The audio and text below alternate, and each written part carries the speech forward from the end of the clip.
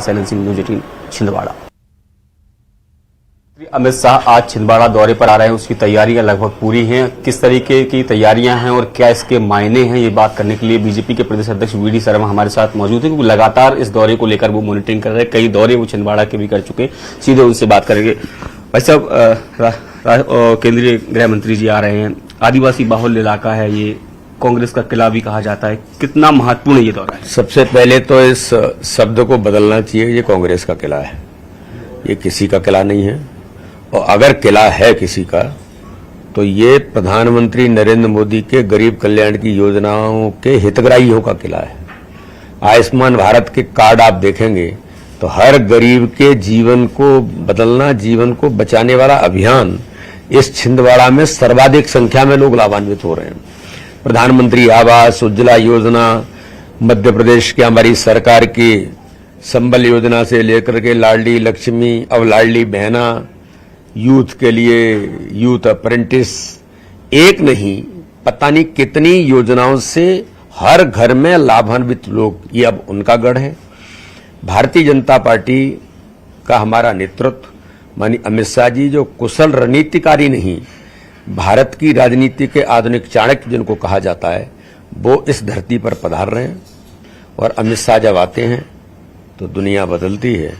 और भारतीय जनता पार्टी के कार्यकर्ताओं के साथ मैं कल से देख रहा हूं कि कोई 11,000 दीपक जला रहा है, महिलाएं रंगोली कर रही हैं, दीपक जला रही हैं।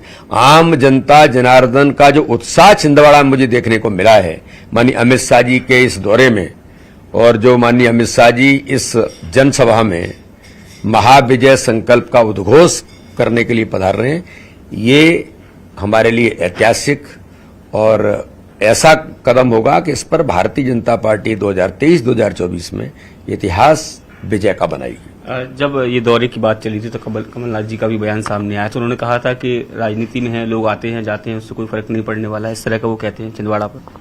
अब ये तो वक्त बताएगा कौन आता है और कौन जाता है। और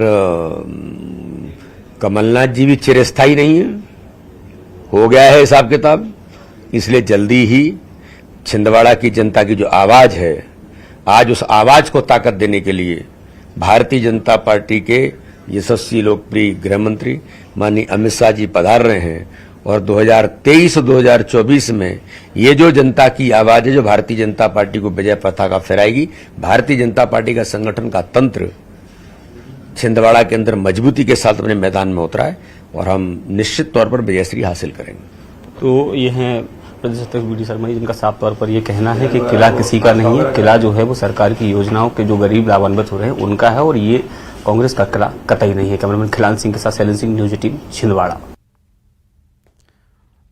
और पिछले लोकसभा चुनाव में ये एक ही सीट रह गई थी शैलेंद्र, अब शुरुआत इस 2024 की लड़ाई की यहीं से।